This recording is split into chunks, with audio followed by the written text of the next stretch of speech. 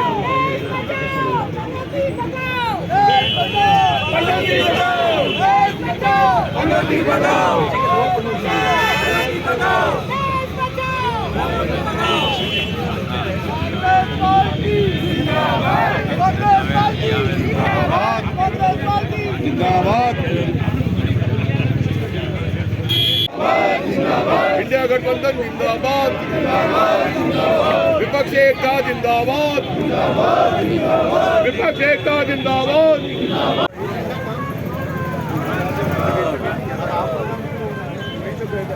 जो 142 सांसदों को निष्कासित किया गया, मैं उनका निलंबन वापस ले सरकार।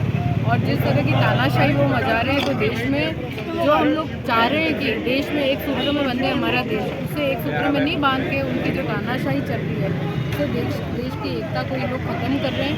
परंतु आज सारे विपक्ष के गुट एक साथ हैं और हम सब मिलकर इसके खिलाफ एक लड़ाई लड़ेंगे।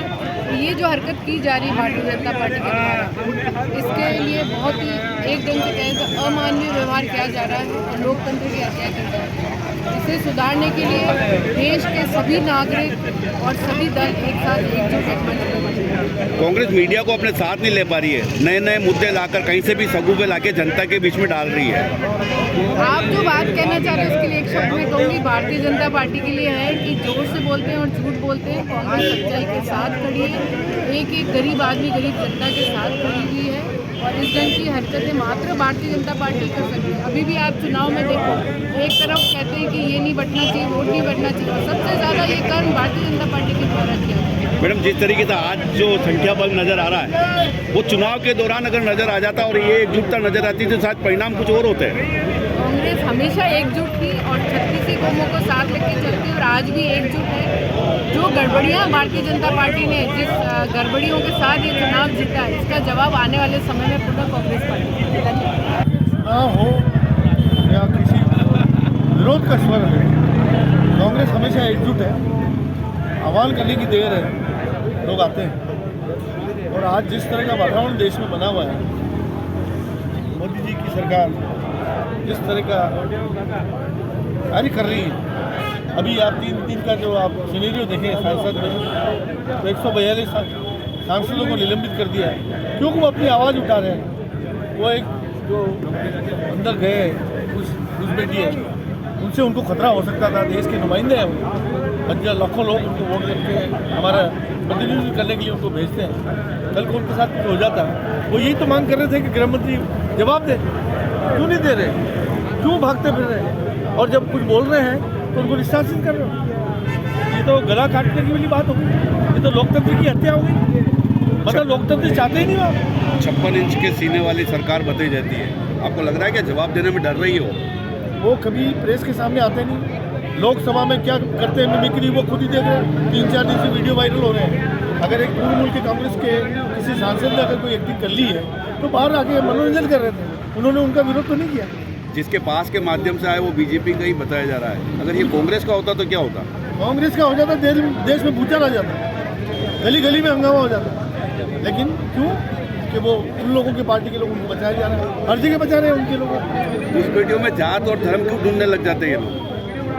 यहाँ तो धर्म के नाम पे भी चुनाव में नहीं, उनकी वोटों की राजनीति हुई, सत्ता में आने का कारण ही वही, आज धर्म के नाम पे। जिस तरीके से वो सड़कों पे आके होचल मचा देते हैं किसी बात को लेके, तो कांग्रेस वो चीज़ क्यों नहीं कर पाई? कांग्रेस एक अनुशासन वाली पार्टी है जिसने देश को दिशा दी है, 70 साल देश को ऊंचाइयाँ दी है। हमारा नेता हमारे लिए आदर्श, उनका ये इतिहास बुलाना चाहते हैं, लेकिन वातावरण जनता को जिस दिन समझ में आ जाएगा उस दिन परिवर्तन निश्चित रूप से आएगा। आप मानते हैं लोकतंत्र जिंदा है अभी? लोकतंत्र का जिंदा है, मुझे लगता ही नहीं लोकतंत्र, एक तंत्र लग रहा है। और जिस तरह से ये बिल पास कर रहे हैं, कल जो 3 बिल पास किए उन्होंने, उन बिल की क्या आप अहमियत समझते हैं? क्यों बिल पास किए गए? उन बिल के पीछे की क्या उनकी सोच है और उनके दुर्गमी परिणाम क्या होंगे, ये आप देखते हैं, उसका निर्णय लें। और बाकी देश में एकता अखंडता की जरूरत है, सभी को भाईचारा, प्रेम, मोहब्बत। हिंदुस्तान का मतलब क्या है? विश्व में भी आज हिंदुस्तान का दाम है, इसलिए कि हमारे नेताओं ने एक नई नींव रखी, उस नींव को खोखला करना चाहते हैं सिर्फ वोटों की राजनीति के, और किसी भी तरह से सत्ता में काबिज नहीं। 3 स्टेट की सरकार बदली है, इसके पीछे के क्या औचित्य? आज सारा विपक्ष एकजुट होकर खड़े हो जाए तो देश देखो जिस तरह से घुसपैठिए अंदर घुसे हैं, कहीं न कहीं सिक्योरिटी जो लोकसभा में सिक्योरिटी का इतनी ढील रही है, ये झूठे वादे करते हैं मोदी जी हमारी इतनी अच्छी व्यवस्था है, ये सामने प्रत्यक्ष है। संसद के अंदर लोग जा रहे हैं, इनको पता भी नहीं है। और ये 143 जो सांसदों को निलंबन किया है, ये लोकतंत्र की हत्या है। जो लोग अपनी क्षेत्र की बात नहीं कह सकते, जिन्होंने अपने हक की बात कही, उनको बाहर निकाल दिया, निलंबन कर दिया।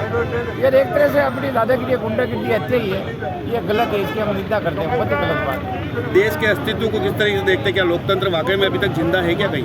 आज की जो परिधि में तो लोकतंत्र मरा हुआ है। जिस तरह देश में शासन चल रहा है, 2 व्यक्तियों के नाम से चल रहा है। आज कोई कानून व्यवस्था नहीं, कोई संविधान नहीं, जो चाहे जो कर रहे हैं। जैसे राहुल जी को निलंबन कर दिया, हाई कोर्ट, सुप्रीम कोर्ट ने वापस बहाल किया। कितनी बड़ी इंसल्ट हुई देश के प्रधानमंत्री की, इस तरह इंसल्ट होती है, बहुत ही बड़ी दुख की बात है।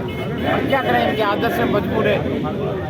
सुप्रीम कोर्ट बार बार प्रधानमंत्री को लताड़ लगा रहा है कि जवाब दो इस मामले को लेके, लेकिन कोई जवाब नहीं दिया जा रहा है। सारी संवैधानिक संस्थाएं जितनी भी है उनके अंडर में काम कर रही है। ये आदत के निठल्ले हैं मोदी की और दिशा, ये ताना सही है। इन्होंने देखा ही नहीं देश में क्या कानून व्यवस्था होती है। एक छोटे से राज्य से गए, उस गुजराती ठगे ये देश को लूट रहे हैं, इनका कोई अस्तित्व नहीं है, ये जल्दी कराने वाले वापस। ये संसद में जो मामला हुआ, ये मेरे देश का, भारतवर्ष का दुर्भाग्य है। सर्वप्रथम तो उनका नाम जानने की कोशिश की गई कि उनका नाम क्या था।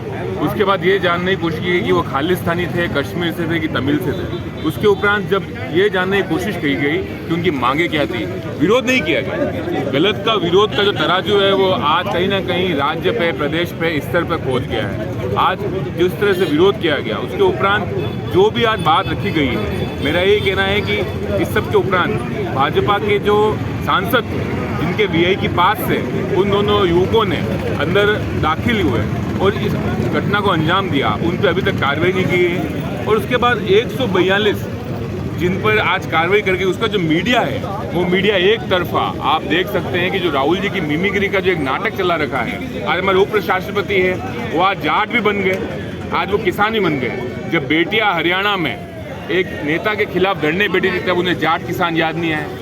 जब किसान धरना दे रहे थे पंजाब में, जब उन्हें किसान याद नहीं आए। परंतु आज वर्ग और किसानों के बीच में छुपकर जो अपना उल्लू सीधा करना चाह रहे हैं, उसका हम विरोध करते हैं। हम यही कहना चाहते हैं, 142 सांसदों पर जिस तरह से लोकतंत्र की हत्या की जा रही है, ये पूरे भारतवर्ष के लिए दुर्भाग्य है। और मेरा मानना है जो संसद हैं, क्योंकि भाजपा के कार्यकर्ताओं को ये पता चल गया है कि जो 2 युवक अंदर आए थे, जिन्होंने अंदर दाखिल हुए थे, वो एक भाजपा के वीआईपी पास से हुए थे। इसलिए अब कोई भी किसी का विरोध नहीं हो रहा है। और मेरा मानना है कि जो चुप है वो सब इस सब का हर्जाना भुगतेंगे, हमारी पीढ़ियाँ हर्जाना भुगतेंगी। मेरा मानना है कहीं भी किसी भी तरह का देश में, प्रदेश में कोई भी अपमानजनक स्थिति किसी बहन के साथ राजनीतिक में, प्रशासन में होती है, तो उसका नाम जाने बिना, उसका राज्य जाने बिना उसका विरोध करना हमारा आप सबका कर्तव्य होता है। सोनिया गांधी जिंदाबाद, जिंदाबाद, जिंदाबाद, कांग्रेस जिंदाबाद। जिंदाबाद जिंदाबाद जिंदाबाद जिंदाबाद राहुल गांधी जिंदाबाद जिंदाबाद जिंदाबाद जिंदाबाद जिंदाबाद जिंदाबाद कमजोर कैसे हो गई है जिंदाबाद जिंदाबाद जिंदाबाद जिंदाबाद जिंदाबाद जिंदाबाद द कलर्स 18 उदयपुर न्यूज़ को सब्सक्राइब करें और हमेशा अपडेट रहिए।